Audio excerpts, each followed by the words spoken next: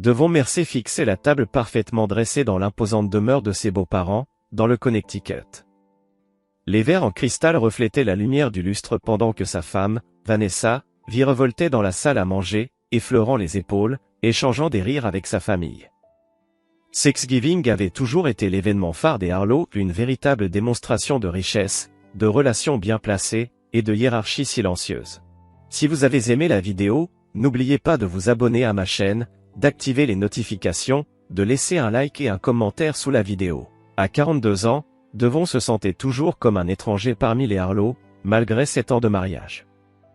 Il venait de rien, élevé par une mère célibataire dans l'Ohio rural, il avait fait ses études grâce à des bourses et avait bâti sa société de conseil en architecture à partir de zéro. Ses accomplissements? Sans valeur aux yeux des Harlow, qui ne jugeaient qu'à travers les noms de famille et les fonds fiduciaires. Sa belle-mère, Béatrice Harlow, s'approcha de lui avec un verre de vin à la main. « Devon, mon chéri, tu veux bien aider Thomas à apporter quelques chaises. Il en manque 2. » Thomas, le frère cadet de Vanessa, adressa à Devon un sourire narquois. À 33 ans, Thomas n'avait jamais travaillé de sa vie, vivant de la fortune familiale tout en prétendant être capital risqueur. « Pas de souci, Béatrice, répondit Devon, posant son verre. Dans le débarras, Thomas s'adossa au mur. « Alors, les affaires ? Toujours en train de dessiner des petites maisons ?» Devon ignora la pique en attrapant 2 chaises pliantes. Le conseil en architecture, Thomas, ce n'est pas dessiner des maisons. Mais oui, les affaires vont bien. On vient de décrocher le projet Westlake. Papa dit que ce projet va s'effondrer, ricana Thomas en examinant ses ongles parfaitement manucurés. Crise économique, tout ça. J'imagine que tu ne t'y connais pas trop en prévision de marché. Avant que Devon puisse répondre, son téléphone vibra, un message de son associé, Liam. Ils ont accepté notre offre. On a battu le groupe Henderson. On fête ça demain. Un rare sourire se dessina sur le visage de Devon. Le groupe Henderson était leur plus grand concurrent, dirigé par Preston Henderson, l'ex-petit ami de Vanessa, et surtout, l'homme que la famille avait toujours préféré qu'elle épouse. Quand Devon revint dans la salle à manger, l'ambiance avait changé. Tous les regards se tournèrent vers lui, affichant une étrange combinaison de pitié, de gêne et d'amusement. Vanessa, debout en bout de table, verre de vin à la main, parlait déjà. Franchement, les applis de rencontre ont un taux de succès de 99% de nos jours. Il fait partie du 1% raté. Elle rit, pointant du doigt. Devon. Le silence tomba d'un coup. Devon resta figé, les chaises pliantes dans les mains. Oh, chérie, poursuivit Vanessa, d'une voix sucrée pleine de fausse tendresse. Je racontais juste notre rencontre mignonne, tu sais, cette erreur de mariage. Frédéric Harlow, le patriarche, tout sauta maladroitement. Peut-être qu'on devrait servir la dinde. Mais Béatrice enchaîna déjà. Ma chérie, tu pourrais toujours viser mieux. Preston vient tout juste de divorcer, et il demandait de tes nouvelles au club.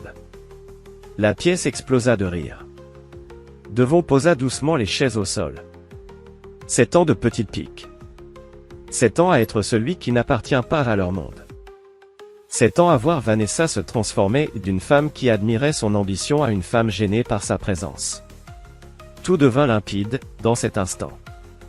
Devon ? Appela Vanessa en remarquant son regard. C'était juste une blague. Sans un mot, Devon monta les escaliers vers leur chambre d'amis. Il fit sa valise méthodiquement, retira son alliance et la posa sur la commode. Puis, il franchit la porte d'entrée. Derrière lui, il entendit Vanessa crier son prénom, avant de dire à sa famille. Il est tellement sensible parfois. Il reviendra. Il ne reviendrait pas. Chapitre 2, Fantômes et Fondations.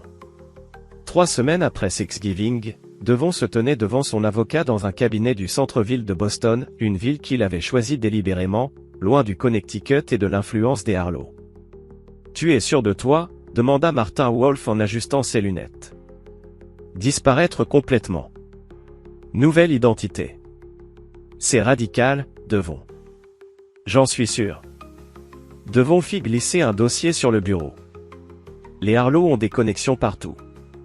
Si je me contente de divorcer de Vanessa, ils s'assureront que je ne bosse plus jamais dans l'architecture.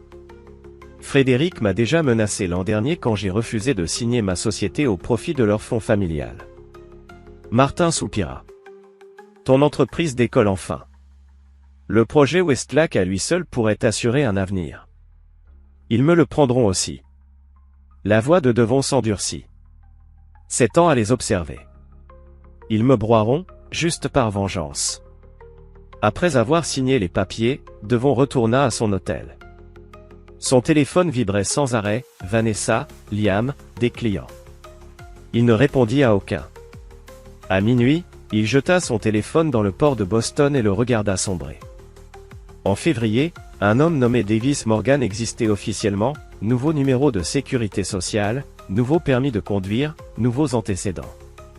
Son diplôme d'architecte ne pouvait pas être transféré, mais son savoir, lui, restait intact. Il accepta un poste de dessinateur dans un petit cabinet de Portland, dans l'Oregon. Le propriétaire, Russell Bergen, reconnaissait le talent quand il envoyait. « Tu es surqualifié », dit-il après le premier mois de Devon.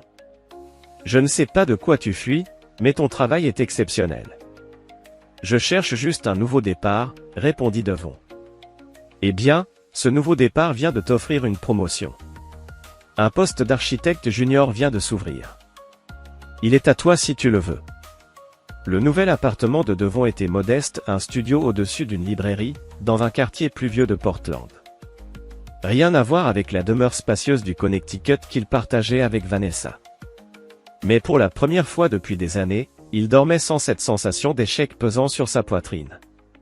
Certaines nuits sombres, il se permettait de repenser à Vanessa telle qu'elle était au début, vraiment fasciné par cet architecte ambitieux venu de nulle part. Et à quel point tout avait changé après le mariage, lorsque les attentes de sa famille avaient pris le dessus sur leur relation. La réalisation progressive qu'elle le voyait comme un projet, pas comme un partenaire. 6 mois après sa disparition, Devon vit son propre visage dans un avis de disparition en ligne. L'histoire le décrivait comme mentalement instable, potentiellement dangereux pour lui-même. Les Harlow avaient tissé un récit, celui d'un homme incapable de supporter la pression des affaires, qui avait abandonné une entreprise florissante et sa femme aimante. Sous l'article figurait une citation de Preston Henderson, désormais identifié comme l'ami de longue date de Vanessa. « Je suis profondément inquiet pour Devon. Nous avons eu nos rivalités professionnelles, mais je ne souhaiterais jamais une telle descente aux enfers à qui que ce soit. » Devon ferma le navigateur et retourna à sa table à dessin. Qu'il pense qu'il soit brisé. Il construisait quelque chose de nouveau. Chapitre 3, Renaissance des cendres. 5 ans après sa disparition, Davis Morgan était devenu associé chez Bergen Architecture. Ses designs modernistes distinctifs, intégrant des éléments durables, avaient attiré l'attention dans tout le nord-ouest du Pacifique. Les magazines mettaient son travail en avant. Les clients le demandaient personnellement. Sa réputation dépassait désormais les frontières de Portland. « Tu devrais envisager de créer ton propre cabinet », suggéra Russell lors d'un déjeuner. « Tu nous as dépassés, Davis. » Devon, désormais habitué à son nouveau nom, secoua la tête. « J'apprécie tout ce que tu m'as offert, Russell. Devenir associé, c'est déjà énorme. » Mais la vérité était plus compliquée. Fonder une entreprise à son propre nom augmenterait sa visibilité. Même avec une nouvelle identité, un architecte de haut niveau risquait d'attirer l'attention indésirable. Les Harlow n'avaient jamais cessé de le chercher. Pas par inquiétude, non, mais pour préserver leur récit, et récupérer ce qu'ils considéraient comme leur bien. Son complice silencieux dans la disparition, Martin Wolf, lui envoyait chaque année des mises à jour via des canaux sécurisés. Vanessa avait demandé le divorce in absentia 2 ans après sa disparition, se présentant comme l'épouse abandonnée. 1 an plus tard, elle avait épousé Preston Henderson, consolidant l'empire architectural que les Harlow avaient toujours convoité. Ils avaient même un enfant, un garçon de 3 ans, nommé Alexander. Liam, quant à lui, avait été contraint de vendre leur ancien cabinet pour une bouchée de pain, écrasé par les connexions des Harlow. Mais rien de tout cela ne touchait plus Devon. Davis Morgan avait bâti une vie, libérée de l'ombre d'inadéquation qui hantait autrefois Devon Mercer. Le jour du 7e anniversaire de sa disparition, Devon reçut un message inhabituel de Martin. Ils ont engagé un enquêteur spécialisé. Sois prudent. 3 semaines plus tard, alors qu'il examinait les plans d'un éco-resort dans l'État de Washington, son assistante l'interrompit. Quelqu'un insiste pour vous voir, monsieur Morgan.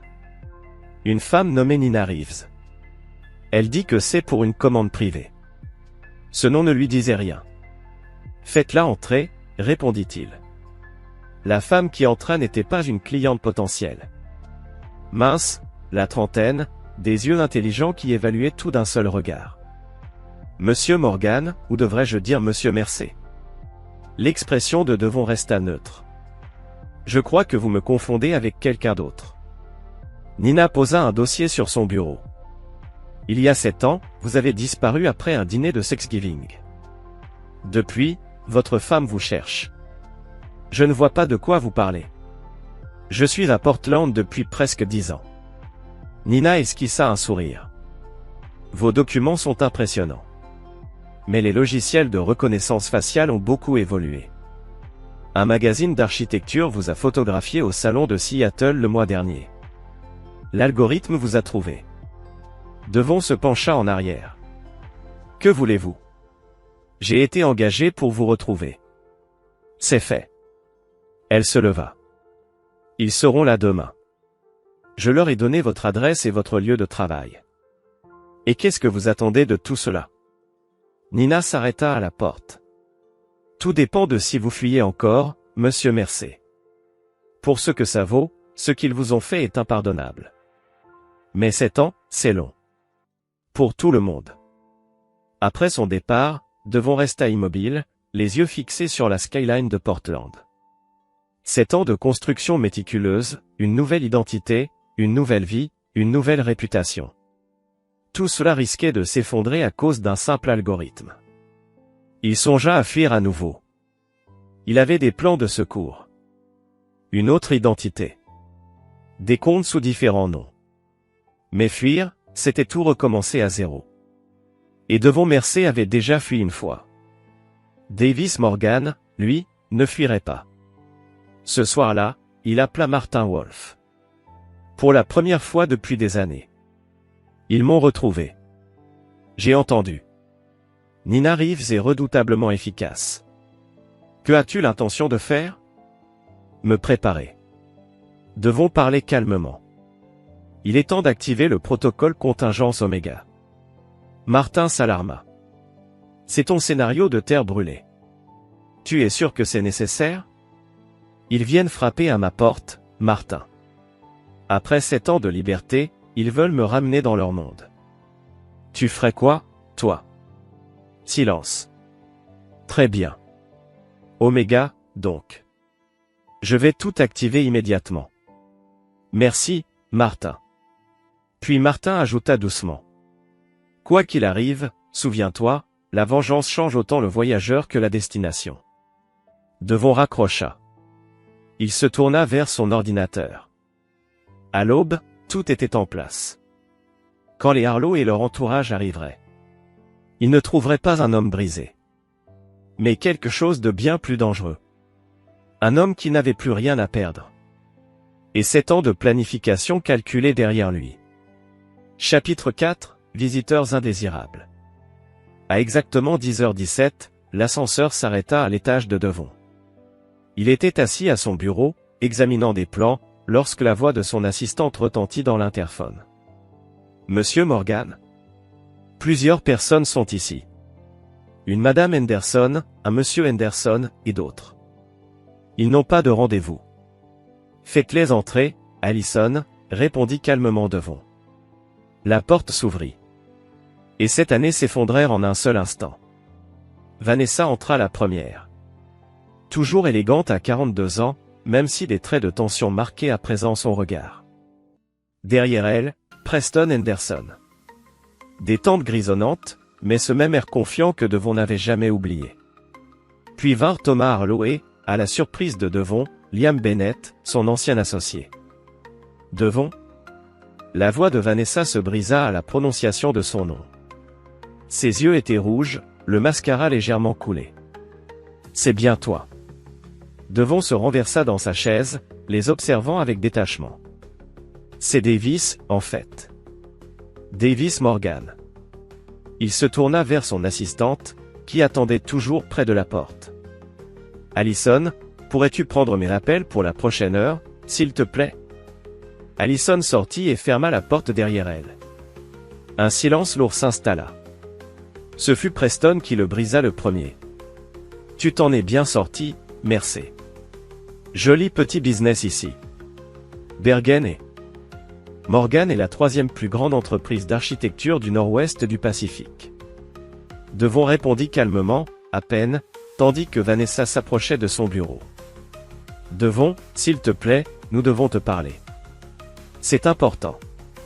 Assez important pour me traquer après 7 ans, demanda Devon d'une voix neutre. Qu'est-ce qui pourrait être si urgent? Notre fils, murmura Vanessa, les larmes aux yeux. Alexander est malade, très malade. Il a besoin de toi. L'expression de Devon resta inchangée. Tu veux dire ton fils avec Preston? Il ne me concerne pas. C'est ce que nous devons te dire, intervint Liam en s'avançant. Alexander est ton fils biologique. Pour la première fois, le calme de Devon vacilla.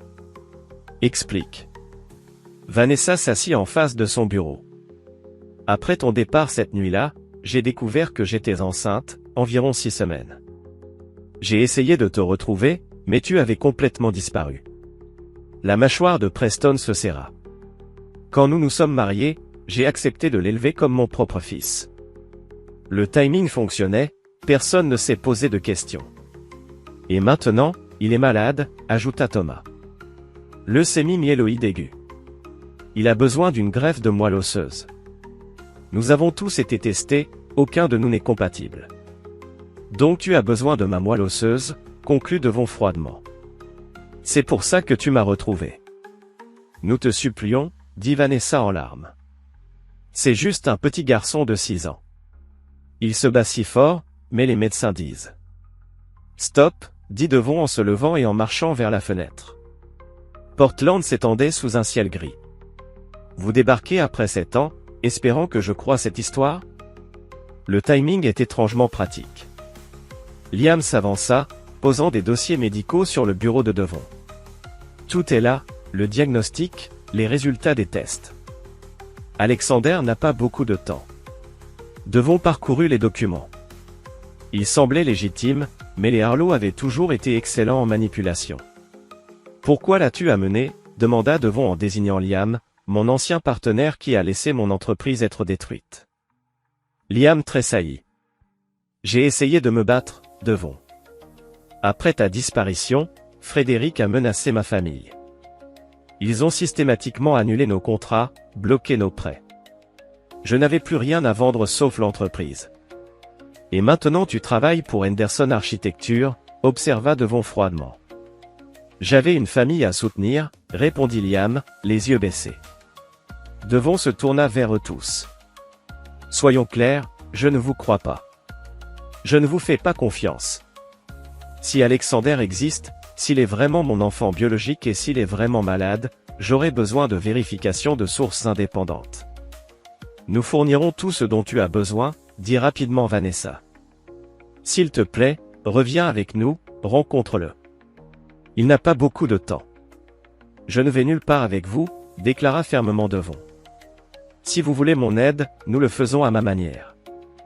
J'aurai ma propre équipe médicale pour tout vérifier. Si, et seulement si, il confirme votre histoire, j'envisagerai de fournir de la moelle osseuse. Rien de plus. Preston s'avança agressivement. Écoute, Mercé, ce n'est pas une négociation. Ce garçon est en train de mourir. Si je quoi, Henderson? La voix de Devon devint dangereusement basse. Rappelle-toi, j'ai déjà disparu une fois. Je peux le refaire, cette fois où même vos algorithmes sophistiqués ne me trouveront pas. Cela les fit taire. Vous fournirez des échantillons d'ADN pour confirmer la paternité. Vous accorderez à mon équipe médicale un accès complet au dossier d'Alexander et leur permettrez de mener des tests indépendants. Vous n'essaierez pas de me contacter en dehors des paramètres que j'établis. Et si nous acceptons, demanda Thomas. Alors j'envisagerai d'aider le garçon, répondit Devon en retournant à son bureau. Pas pour vous, pour un enfant innocent qui n'a jamais demandé à naître dans votre famille. Vanessa se leva, se ressaisissant. Nous ferons tout ce que tu demandes. S'il te plaît, ne prends pas trop de temps. Alexander n'a pas beaucoup de temps. Devon appuya sur le bouton pour appeler son assistante. Allison, mes invités s'en vont. Veuillez les raccompagner. Alors qu'il se dirigeait vers la porte, Vanessa se retourna. Je suis désolé, Devon, pour tout. Cette nuit de Thanksgiving, je n'ai jamais voulu. Au revoir, Vanessa, coupa Devon en se concentrant sur son ordinateur, les renvoyant tous. Après leur départ, Devon resta immobile. Le contrôle parfait qu'il avait maintenu menaçait de se fissurer. Un fils, peut-être son fils, mourant. Cela pouvait être un piège élaboré. Les Harlow étaient certainement capables d'une telle tromperie. Mais si c'était vrai? Il prit son téléphone et composa un numéro. Martin, j'ai besoin de toi à Portland immédiatement. Et amène le docteur Sanger avec toi. Nous avons une situation. Volume 2 VE de VAM, Astan VE Gerseclora Orteia CCDK. 3 jours plus tard, Devon était assis dans une salle privée de l'hôpital commémoratif de Portland, examinant les résultats des tests avec le docteur Elisa Sanger, une spécialiste médicale qui avait autrefois sauvé la vie de Martin Wolf et lui devait une dette de discrétion. Le test de paternité est concluant, confirma le docteur Sanger en pointant les sections surlignées. Il y a une probabilité de 99,99% que vous soyez le père biologique d'Alexander. Et son état? Demanda Devon d'une voix soigneusement neutre. L'expression du docteur Sanger devint sombre. Le diagnostic est précis, leucémie myéloïde aiguë, variante agressive. Il a subi 2 cycles de chimiothérapie avec une réponse minimale. Une greffe de moelle osseuse est sa meilleure chance de survie. Et je suis compatible? Les tests préliminaires suggèrent une compatibilité HLA de 9 sur 10, ce qui est excellent pour une relation parent-enfant. Pas parfait, mais très prometteur. Martin Wolf, assis tranquillement dans un coin, prit enfin la parole. Il ne mente pas à ce sujet, Devon. Le garçon est vraiment malade, et il est vraiment ton fils. Devon se leva, faisant les 100 pas dans la petite pièce. 7 ans de mur soigneusement construit menaçaient de s'effondrer. Les Harlow avaient trouvé sa seule vulnérabilité potentielle, un enfant dont il ignorait l'existence. Et si ce n'était que la première étape? Réfléchit Devon à voix haute. Je fournis la moelle osseuse, je sauve le garçon, et ensuite ils l'utilisent pour me ramener définitivement dans leur monde. C'est une possibilité distincte, reconnut Martin. Les Harlow ne font rien sans avoir plusieurs angles. Je veux le voir, décida soudainement Devon. Pas en leur présence, juste le garçon. Le docteur Sanger acquiesça. Je peux arranger cela. Il est au Connecticut Children's à Hartford. Je peux faire transférer les privilèges et vous faire entrer en tant que médecin consultant. Faites-le. 2 jours plus tard, Devon se tenait devant une chambre d'hôpital à Hartford, Connecticut, vêtu d'une blouse blanche de médecin avec un badge d'identification l'identifiant comme le docteur Davis Morgan. À travers la fenêtre, il pouvait voir une petite silhouette dans le lit, des cheveux foncés comme les siens, une peau pâle, animée malgré les perfusions et les moniteurs. Alors qu'il jouait à un jeu vidéo, entouré de moniteurs et d'équipements médicaux, le docteur Sanger apparut à ses côtés.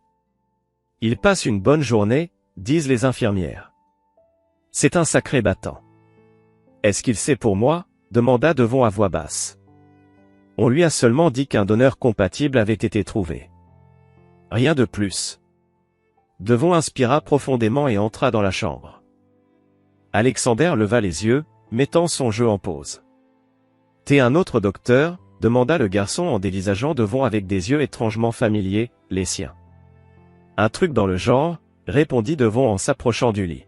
« Je m'appelle Davis. »« Moi c'est Alex. »« T'es là pour me planter encore des aiguilles ?»« Parce que là, Je suis à un niveau de boss. Malgré lui, Devon sourit. Pas d'aiguille aujourd'hui. Je voulais juste te rencontrer. C'est toi qui vas me donner une nouvelle moelle osseuse, demanda Alex, aussi direct que Devon lui-même. Peut-être bien. Alex pencha la tête, scrutant Devon avec une intensité troublante. Tu me ressembles. Maman a une photo d'un homme qui te ressemble. Elle la cache dans son tiroir. Devon se figea. Ah bon? Ouais. Elle la regarde parfois quand elle pense que personne ne la voit. Après, elle devient triste. Alex retourna à son jeu. C'est toi? Demanda-t-il, sans détour. Pourquoi tu demandes ça? Je me demandais juste pourquoi elle garderait une photo de quelqu'un qui la rend triste. Il doit être important. Devon s'assit sur la chaise près du lit. Qu'est-ce qu'elle t'a dit sur ton père? Qu'il s'appelle Preston. Mais je les ai entendus se disputer. Preston disait que j'étais pas vraiment son fils. Qu'il faisait semblant à cause de maman. Alex manipula habilement les commandes du jeu. Les adultes croient qu'on n'écoute pas, mais on écoute. Devon observa le garçon naviguer un niveau complexe avec une stratégie impressionnante pour son âge. Et ça te dérange, ce que Preston a dit? Pas vraiment. Il est jamais là, toujours au travail. Alex élimina un ennemi virtuel avec brio. En plus, ça explique pourquoi il joue jamais avec moi. On n'aime pas les mêmes trucs. Et toi, t'aimes quoi? Construire des trucs. Dessiner des bâtiments. Maman devient bizarre quand je fais ça. Il leva de nouveau les yeux vers Devon. Alors? T'es mon vrai père? La question, posée avec une telle simplicité, frappa Devon comme un coup physique. Cette année de distance soigneusement maintenue s'effondrèrent sous le poids de ces 5 mots. C'est compliqué, parvint-il à dire. Les adultes disent toujours ça quand ils veulent pas répondre, remarqua Alex. Mais pour moi, c'est pas compliqué. Tu le hais ou tu le hais pas. Avant que Devon puisse répondre, la porte s'ouvrit et Vanessa entra. Elle s'arrêta net en voyant Devon assis près du lit d'Alex. « Qu'est-ce que tu fais ici » murmura-t-elle, entre peur et colère. On avait un accord. Il fallait que je le voie, répondit Devon calmement en se levant. Je devais en avoir le cœur net. Alex les regarda tour à tour, la compréhension s'installant dans ses yeux. Donc c'est toi, l'homme sur la photo. Le visage de Vanessa pâlit. Alexander, chérie, c'est une consultation médicale. Plus de mensonges, Vanessa, coupa Devon. Il mérite mieux. La tension dans la pièce était palpable. Alex, incroyablement mature pour ses 6 ans, posa sa manette. Tu vas me sauver? Demanda-t-il à Devon, droit dans les yeux. Oui, répondit Devon sans hésiter. Je serai ton donneur. Merci, dit simplement le garçon, puis reprit son jeu avec la résilience propre aux enfants. Dans le couloir, Vanessa rattrapa Devon. T'avais pas le droit de venir sans nous prévenir. J'avais tous les droits, rétorqua Devon froidement. C'est mon fils. Une vérité que t'as cachée pendant 7 ans. J'ai essayé de vous retrouver. Tu avais disparu complètement. Cracha Vanessa. Et quand t'as pas pu nous retrouver, t'as laissé un autre homme se faire passer pour lui. Dis-moi, Vanessa. Si Alexander n'était jamais tombé malade. Tu lui aurais dit un jour? Tu m'aurais cherché à nouveau? Le silence de Vanessa valait toutes les réponses. Je donnerai ma moelle osseuse, dit Devon, brisé. L'opération se fera ici, sous la supervision du docteur Sanjay. Ensuite, on discutera de l'avenir d'Alexander. Qu'est-ce que ça veut dire? Demanda Vanessa, alarmée. Ça veut dire que j'ai passé 7 ans à construire une vie loin de l'influence toxique des Harlow. Et je laisserai pas mon fils grandir étouffé par ça. Tu peux pas nous l'enlever. Cria Vanessa, désespérée. Les tribunaux donnent toujours raison à la mère. Et toi, tu nous as abandonnés. Devon esquissa un sourire glacial. Ta famille m'a appris 2-3 trucs, Vanessa. Comme prévoir plusieurs coups à l'avance. L'opération a lieu demain. Après le rétablissement d'Alexander, on reparlera.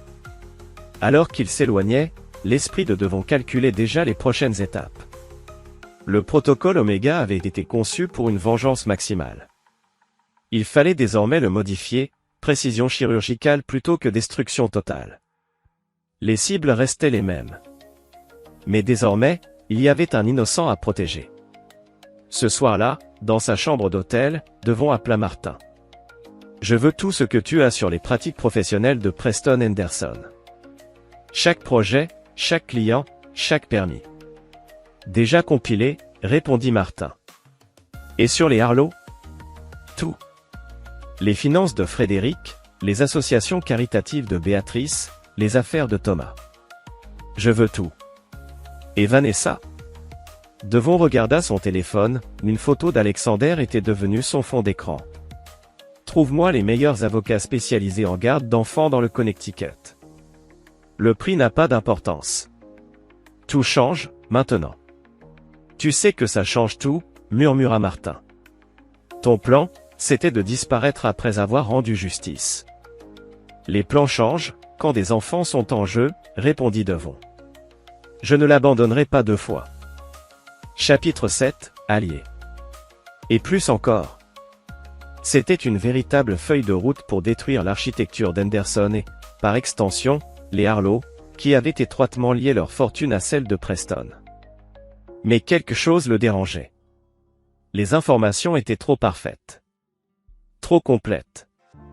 Pourquoi Liam aurait-il accès à tout cela? Même en tant qu'architecte senior, ses documents financiers et juridiques dépassaient largement son champ d'action. Sauf si. Devon prit son téléphone. « Martin, j'ai besoin d'une surveillance complète de Liam Bennett sur la semaine écoulée. » Avec qui a-t-il été en contact? Qui l'a approché? La réponse arriva ce soir-là. Liam avait rencontré Frédéric Harlow 2 fois. Et Preston Henderson 3 fois, avant de lui remettre la clé USB. C'est un piège, murmura Devon pour lui-même. Les fichiers étaient authentiques. Son analyse initiale le confirmait. Mais le simple fait d'y accéder laisserait des traces numériques. S'il utilisait ces informations, il serait directement impliqué dans de l'espionnage industriel. L'ancien Devon serait peut-être tombé dans le panneau. Mais Davis Morgan savait mieux que ça. Pendant sa convalescence, Devon recevait chaque jour la visite d'Alexander qui montrait des signes positifs suite à la greffe. La résilience du garçon impressionnait Devon. Tout comme son esprit vif. Un jour, Alexander arriva avec des croquis d'architecture. Enfantin, certes, mais révélant une vraie conscience de l'espace. « Maman se fâche quand je dessine des bâtiments », confia-t-il. Elle dit que ça lui rappelle des choses qu'elle préfère oublier. « Et toi, tu aimes les dessiner ?» demanda Devon. Alexander acquiesça avec enthousiasme. « J'aime comprendre comment les choses s'imbriquent. Preston dit que c'est une perte de temps. Que je devrais me concentrer sur les affaires, comme lui. Tu en penses quoi ? Je pense que les adultes passent astérisque trop de temps à faire des choses qu'ils n'aiment pas. Alors pourquoi je ferais ça ? Lança Alexander, tout en ajoutant des détails à son croquis. Devon sourit. Une question légitime. Le 5e jour, Vanessa vint seule. Elle avait l'air épuisée. Des cernes sombres creusaient ses yeux. Les résultats préliminaires d'Alexander sont encourageants, dit-elle, debout maladroitement au pied du lit. Les médecins sont optimistes. Bien, répondit Devon en posant sa tablette. Tu voulais me parler d'autre chose? Vanessa hésita, puis s'assit sur la chaise du visiteur. Je veux m'excuser. Pour cette nuit-là, à Thanksgiving. Pour tout. 7 ans plus tard, fit Devon d'une voix neutre. Pourquoi maintenant? Parce que j'ai eu 7 ans pour réaliser ce que j'avais perdu. Elle le regarda droit dans les yeux. Je t'aimais, Devon. Mais ma famille. Ils m'ont usé. M'ont fait douter de tout ce qu'il y avait de bon entre nous. Et Preston? Il faisait partie de ce processus d'usure? Vanessa détourna le regard. Preston a toujours été le choix de ma famille, dès le début. Quand tu as disparu, c'était pratique pour tout le monde. Sauf pour Alexander. que tu as élevé en lui faisant croire qu'un autre homme était son père. Je pensais que tu étais parti pour toujours, chuchota-t-elle. Qu'est-ce que j'étais censé faire? Devon l'observa. Cette femme qu'il avait aimée au point de l'épouser. Au point d'endurer les humiliations constantes de sa famille. 7 ans les avaient changés, tous les deux. Qu'est-ce que tu veux, Vanessa? Vraiment? Elle prit une grande inspiration. Une seconde chance. Pour nous. Les mots flottèrent entre eux. Autrefois, ils auraient signifié tout pour lui. Il n'y a plus de « nous », dit enfin Devon. Il n'y a qu'Alexander. Il a besoin d'une famille. Une vraie. Il en avait une. Toi et Preston. Jusqu'à ce que ça devienne inconfortable. Les yeux de Vanessa s'embrasèrent d'une colère rare. Ce n'est pas juste.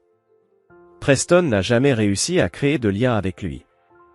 Il a essayé, mais Alexander n'est pas son sang, termina Devon. L'obsession des Harlow pour les lignées et les héritages. Tu ne comprends pas combien c'est difficile. Je comprends parfaitement, la coupa Devon. Je comprends que tu n'es pas là pour me retrouver, mais pour sécuriser l'avenir d'Alexander. Preston prend ses distances, ta famille s'inquiète de l'image qu'elle renvoie. Et comme par hasard, maintenant, retrouver le père biologique devient une solution pratique. Vanessa se leva d'un bond. Tu es devenu froid, Devon. Non. Je suis devenu lucide. C'est différent. Il reprit sa tablette. Nous discuterons de l'avenir d'Alexander une fois qu'il sera stabilisé. D'ici là, je n'ai rien à ajouter. Après son départ, Devon fit un autre appel à Martin. Je veux une enquête complète sur Preston Henderson. Activité de l'année écoulée. Focus sur liaison possible, irrégularité financière. Tout ce qui détonne avec son image publique. Tu cherches des moyens de pression, demanda Martin. Non, répondit Devon. Je cherche des schémas. Les Harlow ne font jamais rien sans stratégie. Je veux comprendre leur vrai jeu. Ce soir-là, Devon reçut un SMS d'un numéro inconnu. Tout le monde dans la famille n'approuve pas ce qui t'est arrivé. Certains d'entre nous veulent réparer les choses. Rendez-vous demain, 20h. Chapelle de l'hôpital. Viens seul. L'identité de l'expéditeur restait un mystère. Mais Devon avait ses soupçons. Le timing était trop parfait, juste au moment où il rassemblait des éléments pour sa contre-attaque. Un autre piège, peut-être. Ou un véritable allié. Dans tous les cas, il était temps d'accélérer ses plans. Pendant que les Harlow et les Henderson pensaient qu'ils se concentraient uniquement sur le traitement d'Alexander, Devon préparait son retour dans l'ombre. La clé USB que Liam lui avait remise, même si elle était un piège, contenait de vraies informations. Et, bien manipulée, elle pouvait devenir une arme redoutable. Devon répondit au message inconnu. J'y serai. Quoi qu'il arrive ensuite. Il serait prêt. L'échiquier était en place. Et cette fois, il n'avait aucune intention d'être un pion. Cette fois, il serait le joueur. Et ennemi. La chapelle de l'hôpital était vide lorsque Devon y entra à 19h55. Il choisit un banc qui lui offrait une vue dégagée sur les deux entrées, il attendit. À exactement 20h, la porte s'ouvrit. Et là, il vit la dernière personne à laquelle il se serait attendu, Béatrice Harlow, son ancienne belle-mère. « Merci d'être venu », dit-elle en s'installant sur un banc de l'autre côté de l'allée. À 65 ans, Béatrice conservait une élégance intemporelle. Ses cheveux argentés étaient parfaitement coiffés, son maintien toujours aussi royal. La curiosité a pris le pas sur la prudence, répondit Devon. « Qu'est-ce que tu veux, Béatrice ?» Elle le fixa, calculatrice. « Tu as changé. L'homme qui a épousé ma fille n'aurait jamais parlé aussi directement. 7 ans, ça change les gens. » Elle ouvrit son sac à main et en sortit un mince dossier. « J'ai quelque chose à te montrer. » Devon ne tendit pas la main. « Pourquoi tu m'aiderais ?»« Parce que Frédéric est allé trop loin, » dit-elle d'un ton plus dur. « Il utilise un enfant, mon petit-fils, comme levier. Il y a des limites, même dans notre monde. » Ton mari n'a jamais reconnu de limite. Non. Jamais. Elle posa le dossier sur le banc, entre eux. Mais moi, j'en ai. Surtout quand il s'agit de famille. Alexander. Devon comprit. Tout tournait autour de lui. Béatrice acquiesça. Pour Frédéric, ce gamin est un atout. Pour Preston, un fardeau. Pour Vanessa, la seule chose qui lui donne encore de la valeur dans la famille. Personne ne le voit comme ce qu'il est vraiment, un enfant qui mérite mieux, sauf toi. Et moi. Elle désigna le dossier. Prends-le. Il révèle les véritables intentions de Frédéric. Avec prudence, Devon le saisit et l'ouvrit. À l'intérieur, des documents juridiques, modalités de garde, transfert de tutelle, autorisation médicale, tout était orchestré pour donner à Frédéric Arlo un contrôle total sur Alexander. Notamment sur ses traitements médicaux et son héritage. Ils utilisent sa maladie, dit Devon, la colère montant en lui. Frédéric voit dans l'état d'Alexander une opportunité, confirma Béatrice. Son patrimoine génétique, moitié Mercé, moitié Arlo, intéresse certains collègues chercheurs. Des combinaisons rares. Des marqueurs uniques. Devon sentit l'horreur l'envahir. Il veut faire de mon fils un sujet d'expérimentation ? Ces autorisations permettent des prélèvements de tissus, des protocoles expérimentaux, bien sûr, sous prétexte de trouver des remèdes, conclut Béatrice, amère. Très noble en apparence. Très lucratif pour les investissements biotech de Frédéric. Pourquoi me montrer tout ça ? Demanda Devon d'une voix dangereusement calme. Parce que cela fait 45 ans que je soutiens les ambitions de cet homme. Je l'ai vu sacrifier nos enfants au nom de son héritage. Mais je refuse de voir mon petit-fils subir le même sort. Elle se leva. Fais-en ce que tu veux. Je n'irai te l'avoir donné. Elle marchait déjà vers la sortie quand Devon lança. Pourquoi maintenant, Béatrice ? Après toutes ces années de silence ? Elle s'arrêta, le dos tourné. Parce qu'Alexander me rappelle Thomas, avant que Frédéric ne le brise. Créatif. Plein de potentiel. Je n'ai pas pu sauver mon fils. Peut-être que toi, tu peux sauver le tien. Quand elle fut partie, Devon étudia les documents en détail. Il confirmait ses pires soupçons, tout en révélant de nouvelles pistes. Frédéric ne cherchait pas seulement à avoir le contrôle, il construisait un empire de recherche médicale, avec Alexander comme pièce maîtresse. Le lendemain matin, Devon rendit visite à Alexander. Le garçon allait visiblement mieux. Ses joues avaient retrouvé de la couleur, et il dessinait des bâtiments. Les docteurs disent que ma moelle osseuse fonctionne déjà, s'écria Alexander, fier. Ils ont utilisé des mots compliqués mais, en gros, tu m'as réparé. C'est une excellente nouvelle, répondit Devon en s'asseyant à ses côtés.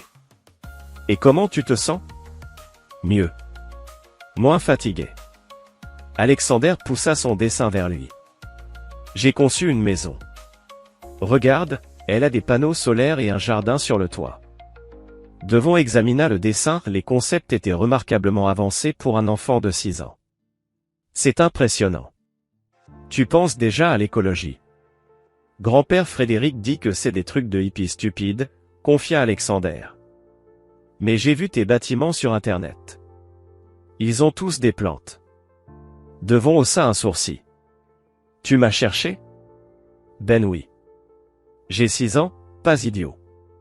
Alexander Grant Davis Morgan. Associé chez Bergen Architecture. Tu construis des bâtiments trop cool. Devon sentit une vague de fierté l'envahir. Et tu as trouvé autre chose. Que tu as disparu il y a 7 ans. Et que t'avais un autre nom. C'est à ce moment-là que maman est devenue triste. Le regard d'Alexander croisa le sien. Pourquoi tu es parti ? Devon inspira profondément. Cette question méritait la vérité. Parce que j'étais blessé. La famille de ta mère m'a fait sentir que je n'étais pas assez bien. Grand-père fait ça à tout le monde, observa Alexander. Même à maman. Surtout à maman. Avant que Devon ne puisse répondre, la porte s'ouvrit. Preston Henderson entra. Il se figea en voyant Devon. Qu'est-ce que tu fais ici? Demanda-t-il sèchement. Je rends visite à mon fils, répondit Devon calmement. Un problème? La mâchoire de Preston se crispa. Alexander, ta grand-mère Béatrice est dans le couloir. Elle t'a apporté quelque chose. Tu veux aller voir? Lorsque l'enfant sortit, Preston referma la porte derrière lui. Soyons clairs, merci. Tu as donné ta moelle osseuse. Merci. Mais ça ne fait pas de toi son père. La biologie dit le contraire. La biologie ne fait pas tout, siffla Preston. C'est moi qui l'ai élevé pendant 6 ans. Pendant que toi, tu jouais à l'architecte à Portland. Parce que je ne savais même pas qu'il existait, répliqua Devon. Une vérité qu'on m'a délibérément cachée.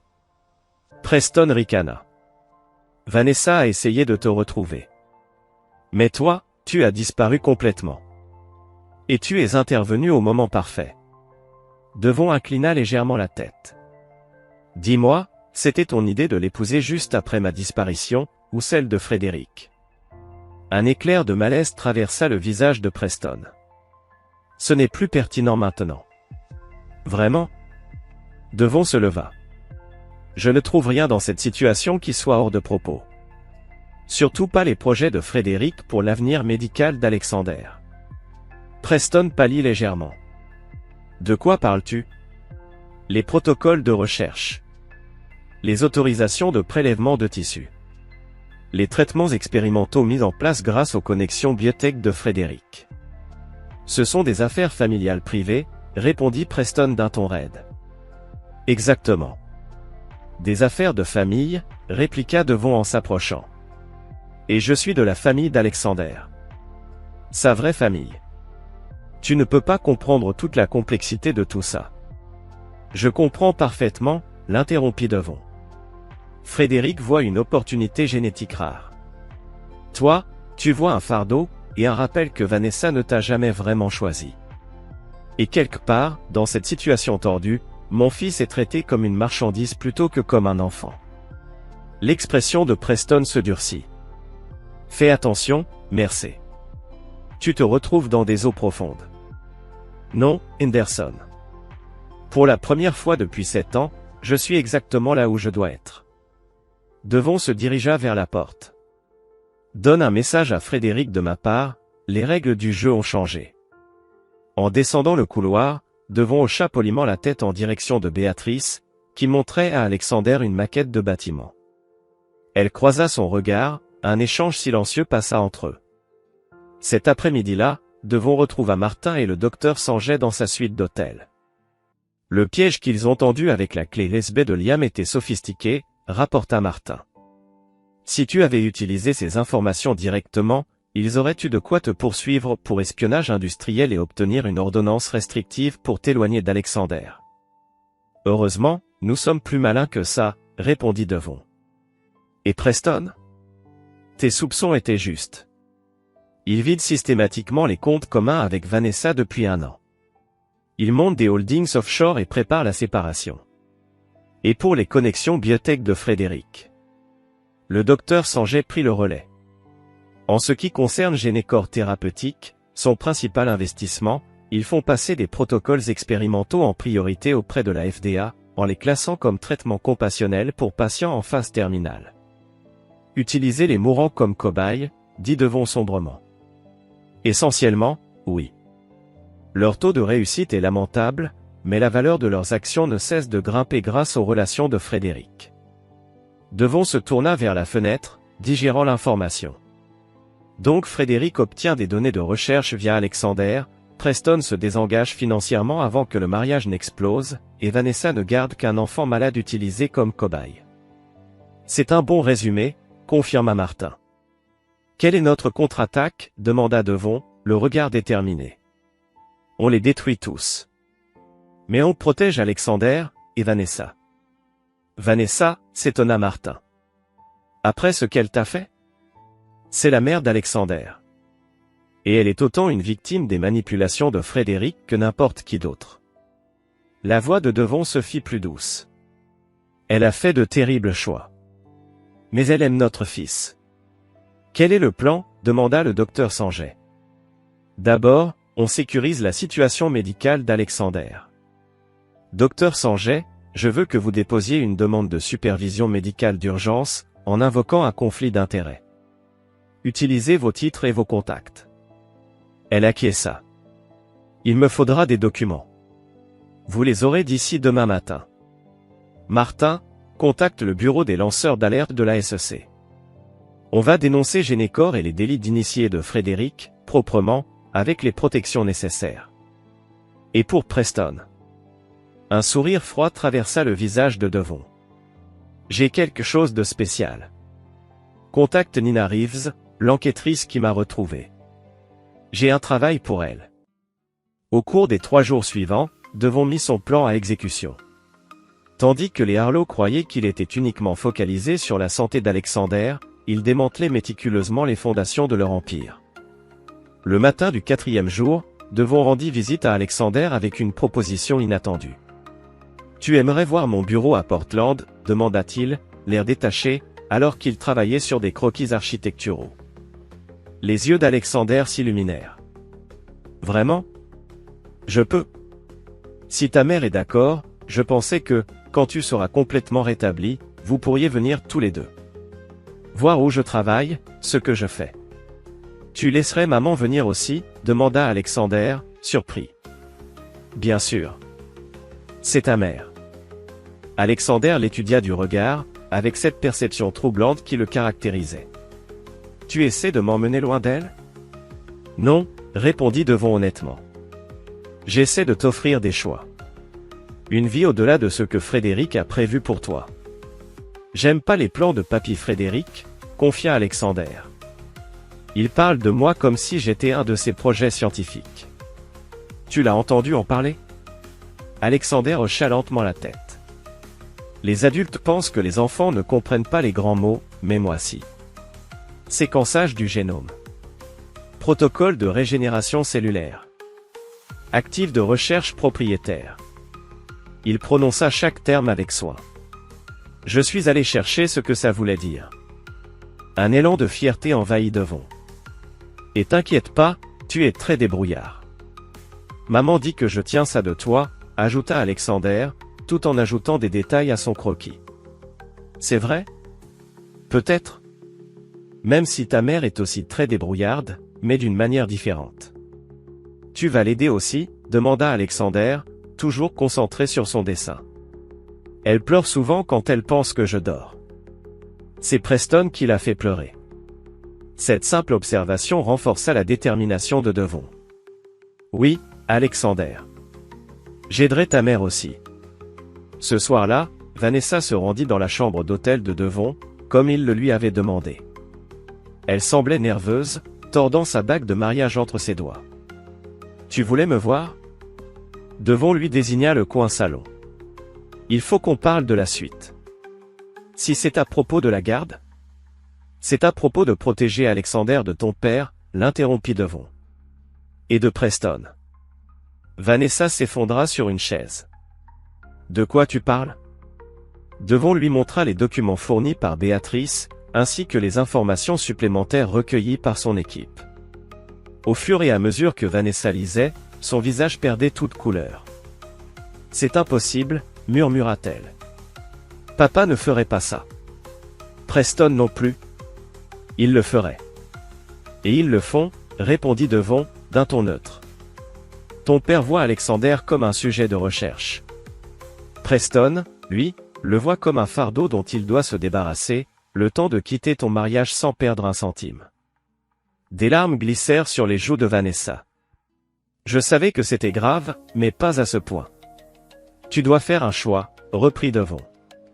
Continuer comme si de rien n'était, en laissant ton père contrôler ta vie et l'avenir d'Alexander, ou bien te libérer. Comment? Demanda-t-elle, la voix brisée. Le nom Harlow, c'est tout ce que j'ai, tout ce qu'Alexander a. C'est faux, dit Devon en se penchant vers elle. Tu m'as moi. Vanessa leva les yeux, confuse. Après tout ce que je t'ai fait.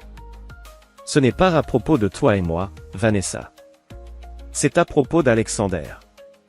La voix de Devon s'adoucit légèrement. Il t'aime. Il s'inquiète pour toi. Et il mérite mieux que d'être coincé entre les ambitions de Frédéric et le mépris de Preston. Qu'est-ce que tu proposes? Un nouvel arrangement. Alexander partage son temps entre nous deux.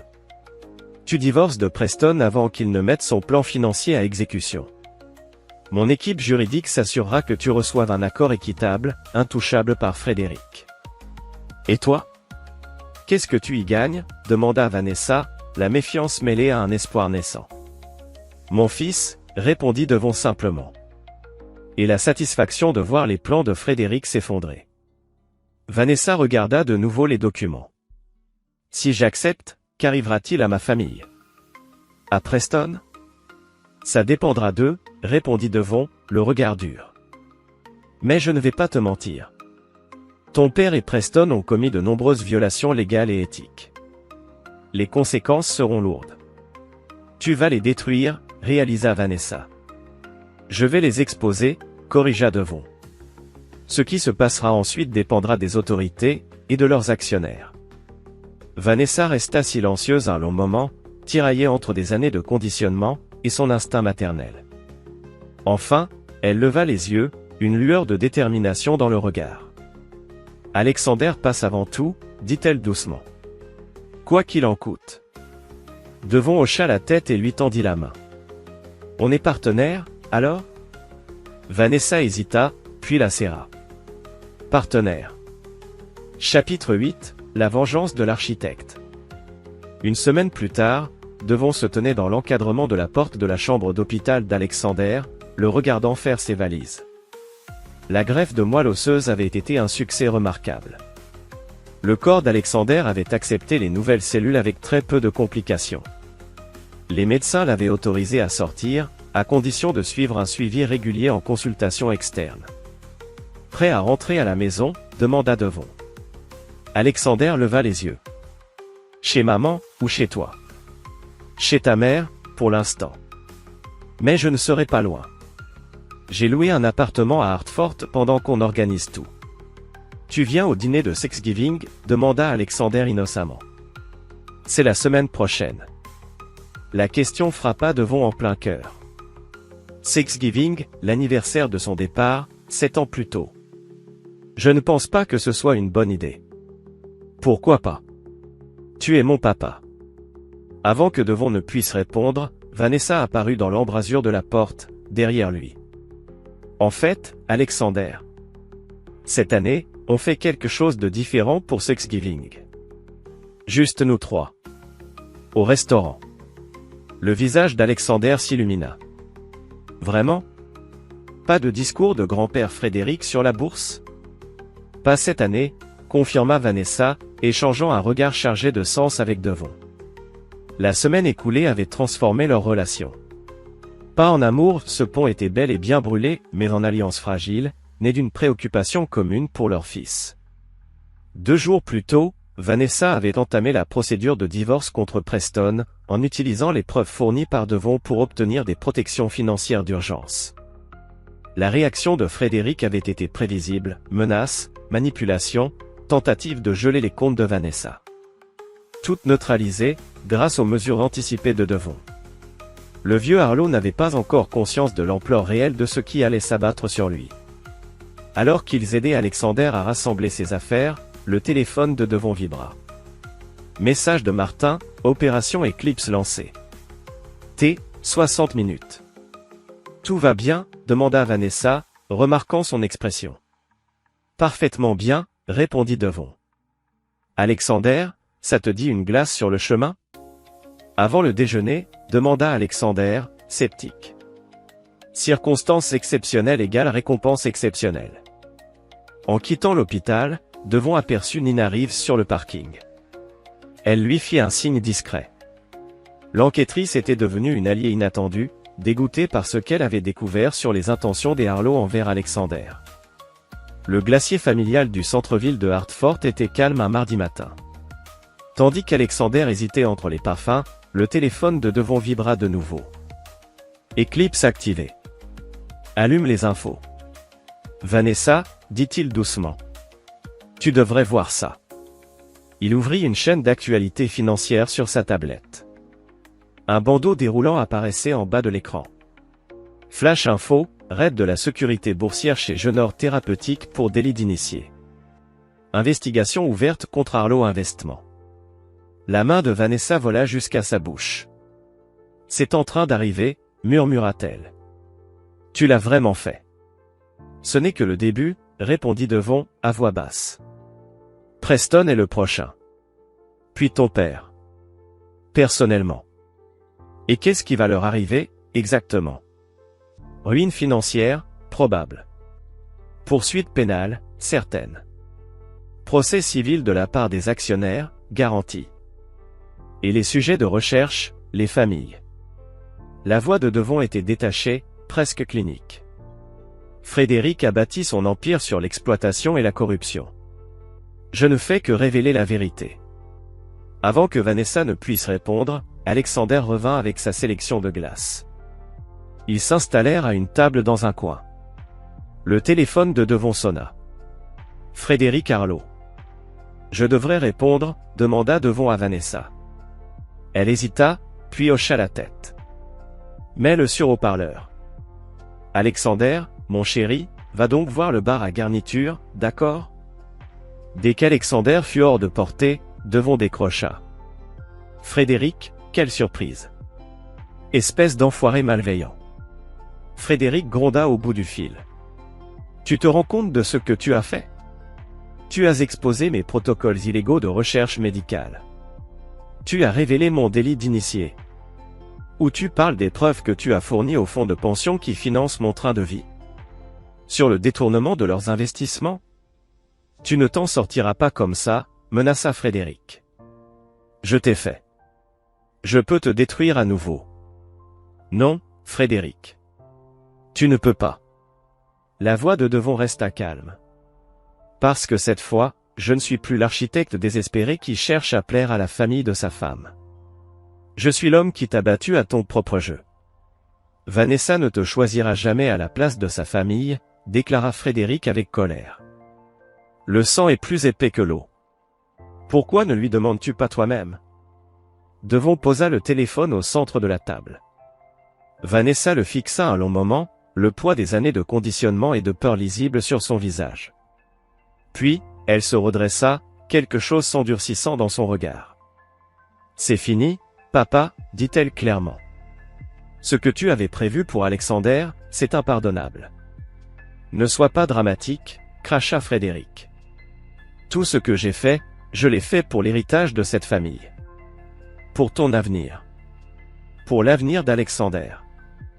Non, rétorqua Vanessa, la voix de plus en plus ferme. Tu l'as fait pour ton ego.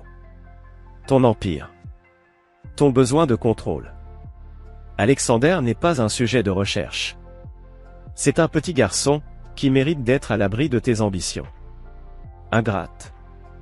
Au revoir, Frédéric, coupa Devon en mettant fin à l'appel. Il regarda Vanessa avec un nouveau respect. Ça n'a pas dû être facile. Elle inspira profondément, tremblante. C'est trop tard, mais mieux vaut tard que jamais. Alexander revint, tout joyeux, avec une montagne de vermicelle colorée sur sa glace, bavardant sur ses idées de construction. Le téléphone de Devon continuait à bourdonner. Des mises à jour de Martin Henderson. Les actions d'Henderson Architecture chutent de 42% et continuent de baisser. Preston Henderson est nommé dans une enquête fédérale pour fraude sur les permis de construire. Le conseil d'administration de Gencor vote la destitution de Frédéric Arlo de son poste de président. En soirée, l'ampleur de la vengeance de Devon devint évidente. L'empire soigneusement construit Arlo Henderson s'effondrait sous le poids de la corruption révélée. Preston avait été arrêté pour fraude financière. Frédéric s'était barricadé dans son bureau, entouré d'avocats, pendant que des agents fédéraux exécutaient des mandats de perquisition dans toute la société. Et au milieu de tout cela, Devon resta serein. Il accompagna Alexander chez Vanessa, comme prévu, l'aida à installer son nouveau jeu de construction et discuta des premiers projets de voyage à Portland. Ce n'est qu'après le coucher d'Alexander que Vanessa lui fit face. « Tu planifies ça depuis 7 ans, n'est-ce pas ?»« Pas exactement ça, » admit Devon, assis dans son salon. À l'origine, mon plan était la destruction pure et simple. Ruine financière et sociale pour tous ceux impliqués dans ce qui s'est passé cette nuit-là. Et qu'est-ce qui a changé? Alexander. Le visage de Devon s'adoucit légèrement. La vengeance devient plus complexe quand des vies innocentes sont en jeu. Vanessa le fixa longuement. Tu es différent, plus dur, plus froid. Oui, acquiesça Devon simplement. 7 ans à construire une vie sans ce message constant que je n'étais jamais assez bien, ça m'a changé. Je suis désolé, dit Vanessa soudainement. Pour cette nuit-là. Pour ce que j'ai dit. Pour les avoir laissés tout empoisonnés entre nous. Devon la regarda avec attention. Je te crois. Mais ça ne change rien entre nous. Je sais. Elle jeta un œil vers la chambre d'Alexander. Mais ça change tout pour lui. Il a un père maintenant. Un vrai. Et une mère enfin libérée du contrôle de Frédéric. Ça compte aussi, ajouta Devon. Le téléphone de Vanessa sonna. Béatrice. Elle répondit, hésitante, écoutant plusieurs minutes avant de répondre. Je comprends, maman. Non, je ne t'en veux pas. Oui, il peut rester chez toi le temps que tout se calme. Elle raccrocha, puis se tourna vers Devon. Thomas fait une crise. Preston a tenté de l'impliquer dans le scandale des permis. Il ira mieux, avec le temps. Ta mère le protégera, dit Devon calmement. Elle nous a toujours protégés, autant qu'elle le pouvait, soupira Vanessa. D'où les documents qu'elle m'a donnés. Vanessa le regarda, surprise. Maman t'a aidé? À sa façon. Elle a ses propres regrets. Devon se leva. Je devrais y aller. Longue journée, et demain, ce sera pire. Les avocats veulent nous voir à 9 h, confirma Vanessa. Pour discuter de la garde. Garde partagée, lui rappela Devon. Temps égal. Droit égal sur son avenir. Je sais. Elle le raccompagna à la porte. Merci de l'avoir sauvé. De ne pas me l'avoir arraché. Si je l'avais fait, j'aurais été comme Frédéric, répondit Devon. Utiliser un enfant comme une arme? Alexander mérite mieux. Alors qu'il s'apprêtait à partir, Vanessa posa une dernière question. Tu me pardonneras un jour? Devon s'arrêta. Hésita. En toute honnêteté? En y réfléchissant. Il soupira.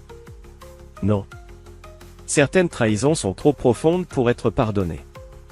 Mais pour Alexander, nous pouvons bâtir quelque chose de nouveau. Quelque chose de mieux que le pardon. Et c'est quoi? Le respect, répondit Devon. Et peut-être, avec le temps, la confiance. Chapitre 9 Fondation. 3 mois plus tard. Devon se tenait sur la plateforme d'observation de la plus haute tour de Portland. À ses côtés, Alexander, émerveillé, admirait la ville qui s'étendait en contrebas. C'est immense, s'exclama le petit garçon en pressant ses mains contre la vitre. On peut voir tes bâtiments d'ici? Quelques-uns, répondit Devon en pointant vers la rivière. Là-bas, c'est le centre culturel Riverside. On l'a conçu l'année dernière, et là-bas, c'est le projet de logement durable. Alexander observait chaque bâtiment avec attention. En vrai, ils étaient encore plus impressionnants que sur les photos. C'était sa toute première visite à Portland, une conséquence du nouvel accord de garde partagée, 1 semaine par mois avec Devon, plus la moitié des vacances. La transition s'était faite plus en douceur que prévu. Alexander s'était adapté à cette nouvelle réalité avec une résilience remarquable. Alors, ça te plaît de dormir chez moi? Demanda Devon alors qu'il descendait en ascenseur. C'est génial, s'enthousiasma Alexander. Le jardin sur le toit, c'est le meilleur. Est-ce qu'on pourrait y faire pousser des légumes la prochaine fois que je viens? Absolument. On imaginera le plan ensemble. En marchant vers l'appartement de Devon, situé en plein centre-ville, ce dernier repensa aux événements des derniers mois.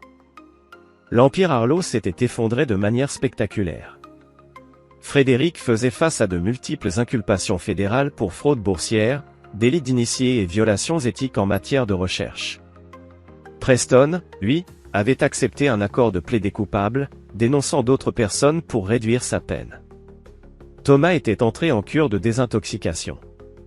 Enfin libérée de l'influence toxique de Frédéric, Béatrice s'en était sortie relativement indemne, s'étant discrètement éloignée depuis des années des affaires de son mari. Et Vanessa? Elle avait surpris tout le monde, y compris Devon. Délivrée de la domination de Frédéric et des manipulations de Preston, elle était retournée à sa première passion, l'histoire de l'art. Elle avait décroché un poste dans un petit musée à Hartford. La femme qui autrefois définissait son identité uniquement à travers son nom de famille bâtissait désormais, avec prudence, une identité indépendante. Papa. La voix d'Alexander tira Devon de ses pensées. Je peux te poser une question? Le mot papa continuait de prendre Devon par surprise, une décharge de chaleur à chaque fois. Bien sûr. Est-ce que t'es encore fâché contre maman pour ce qui s'est passé avant? Devon prit un moment avant de répondre. Je ne suis plus en colère. Mais certaines choses ne s'effacent pas. Elles ne s'oublient pas non plus. Comme quand Preston a cassé mon robot, a dit « Désolé, mais ne le pensez pas vraiment ». C'est un peu ça, répondit Devon, impressionné par la lucidité de son fils. Mais ta mère et moi, on est déterminés à te donner le meilleur de nous deux. C'est ce qui compte aujourd'hui. Bien, acquiesça Alexander d'un ton décidé. Parce que j'ai fabriqué quelque chose pour vous deux. Ce soir-là, alors qu'il préparait le dîner dans l'appartement de Devon, Alexander dévoila sa création, une maquette architecturale détaillée, construite à partir des matériaux trouvés dans le bureau de Devon. On y voyait 3 structures reliées par des passerelles et entourées de jardins. Ça, c'est ta maison, expliqua Alexander en montrant une construction au style moderniste. Celle-ci, c'est celle de maman. Et la petite au milieu, c'est la mienne. Tu vois les passerelles? Comme ça, je peux aller facilement d'un côté à l'autre. La profondeur de sa réflexion, la manière dont il avait intégré sa nouvelle réalité pour en faire quelque chose de beau, émut profondément Devon. C'est brillant, murmura-t-il. Tu as un vrai talent. Maman dit que je tiens ça de toi, répondit fièrement Alexander. Elle garde tous mes dessins dans un portfolio spécial. Plus tard, après qu'Alexander se soit endormi, Devon appela Vanessa comme convenu pour leur mise à jour du soir. Il s'adapte bien, dit-il. Il a même conçu une maquette architecturale remarquable aujourd'hui. Les maisons connectées, demanda Vanessa. Il griffonne des variations depuis des semaines. Il voulait que ce soit parfait avant de te la montrer. Un temps. Tu l'inspires, tu sais. Il parle tout le temps de tes bâtiments. La conversation se poursuivit sans heurts. 2 coparents discutant de leur enfant, de ses intérêts, de ses progrès. Ni amis, ni amants, mais partenaires dans le projet le plus important de leur vie. Après avoir raccroché, Devon se rendit sur son balcon, contemplant Portland. 7 ans plus tôt, il avait quitté le Connecticut, n'ayant pour seul bagage que sa rage et sa détermination. Aujourd'hui, il avait quelque chose qu'il n'aurait jamais imaginé, un fils. Un avenir au-delà de la vengeance. La dernière phase de son plan s'était déroulée à la perfection. Frédéric Harlow mourrait probablement en prison. Preston Henderson avait tout perdu, son entreprise, sa réputation, sa liberté. Le nom Harlow, autrefois synonyme de pouvoir et d'influence, apparaissait désormais dans les gros titres aux côtés de mots comme fraude et corruption. Et pourtant, la victoire n'avait pas le goût qu'il avait imaginé. Ce n'était plus la destruction qui le satisfaisait, mais la reconstruction. Rebâtir quelque chose de neuf sur les ruines du passé. Son téléphone vibra. Un message de Martin. Actif d'Henderson Architecture liquidé aujourd'hui. Transfert terminé. Tu possèdes maintenant tout ce qu'il t'avait volé. Devon esquissa un sourire glacial. L'ironie suprême. Il avait récupéré toutes les créations et innovations que Preston lui avait volées, ainsi que le portefeuille client bâti sur ce travail dérobé. L'empire architectural que Frédéric et Preston avaient érigé appartenait désormais à l'homme qu'ils avaient autrefois méprisé comme un raté. Dans la chambre, Alexander dormait paisiblement, ignorant tout du dernier coup de maître de son père. Un jour, peut-être, Devon lui expliquerait tout. Ou peut-être pas. Certains héritages ne méritaient pas d'être transmis. Demain, il rendrait visite à Russell Bergen pour discuter de l'expansion du cabinet. Le mois suivant, Alexander retournerait à Hartford, à sa mère, à son école. Le rythme continuerait. 2 maisons. 2 parents dévoués à son bien-être, même s'ils ne l'étaient plus l'un à l'autre. Ce n'était pas du pardon. Devon Mercer, désormais redevenu légalement Davis Morgan, ne croyait pas au pardon. Le soir de Thanksgiving où Vanessa avait ri et l'avait qualifié d'erreur de mariage, quelque chose s'était brisé entre eux, irréparablement. Mais de cette brisure, quelque chose d'inattendu avait émergé. Pas une réconciliation. Pas un pardon. Peut-être, quelque chose de plus durable. Une fondation. Construite sur des vérités dures, plutôt que sur des mensonges confortables. Alors que les lumières de Portland scintillaient sous ses yeux, Devon fit une promesse silencieuse au garçon endormi au fond du couloir. Le cycle s'arrêterait là. L'amertume qui avait souillé le nom Harlow ne toucherait jamais Alexander. Il n'hériterait que de la force, de la résilience, de cette capacité à construire plutôt qu'à détruire. Et ce serait là la véritable revanche de Devon, élever un fils qui ne deviendrait jamais un homme comme Frédéric Harlow. Un fils qui bâtirait des ponts, plutôt que de les brûler. Et peut-être qu'en cela, se trouvait une forme de rédemption. Pas pour Devon. Pas pour Vanessa. Mais pour l'avenir qu'ils avaient créé ensemble. C'est ici que notre histoire prend fin. Partagez vos impressions dans les commentaires. Merci pour votre temps. Si cette histoire vous a plu, abonnez-vous à notre chaîne, cliquez sur la vidéo qui s'affiche à l'écran, et à très vite. Okay, not bad. Alright, we want to make our way back down. Oh, oh, did you see that clutch? Holy shit. I'm just him. Okay, there are a lot of monsters right here. I'm not really equipped to... No. Like, I want that gold, but I don't want it that bad. Yes! Okay. We have the bare minimum resources we need to get to the nether. I just gotta find a lava lake. Which I think there was some back from the way I came.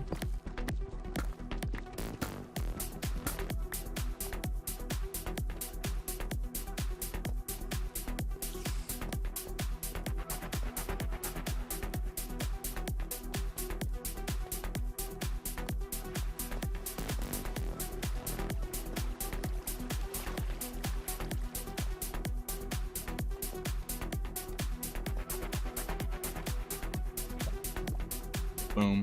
This looks nice and safe. Beautiful, beautiful, beautiful. Guys, it looks like we're making it.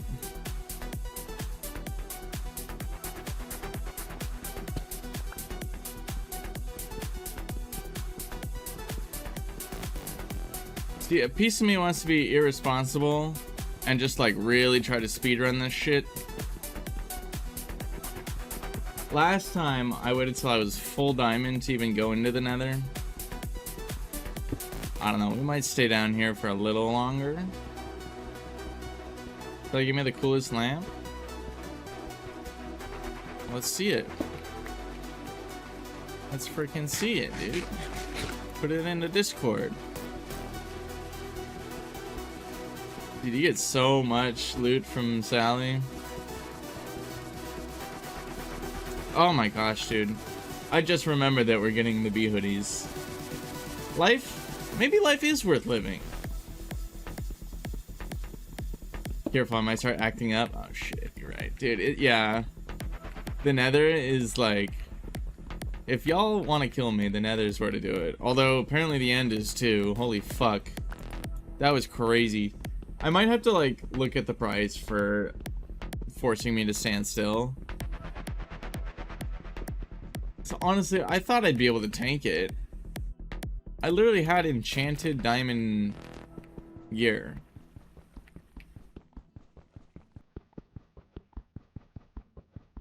Way too cheap. How much was it? I don't remember.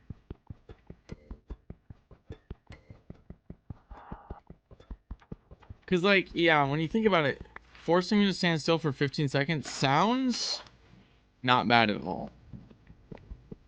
It's only 25? Oh, fuck. Okay. Yeah, I need to make that like 50 minimum. So yeah, on paper, making me stand still for 15 seconds sounds like whatever. But yeah. I don't know. I've died to really, really simple stuff though before too. Like on one of these runs, somebody removed my ability to jump when I was standing in a hole like this. And then there was a skeleton and it just shot me while I stood here. I could not jump out of this hole. It was over. Okay, I need 2 more obsidian.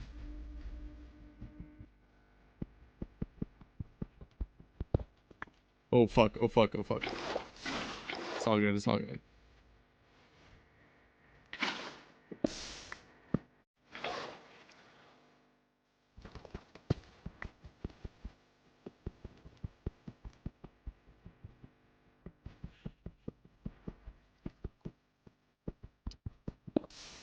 Ah, fuck you.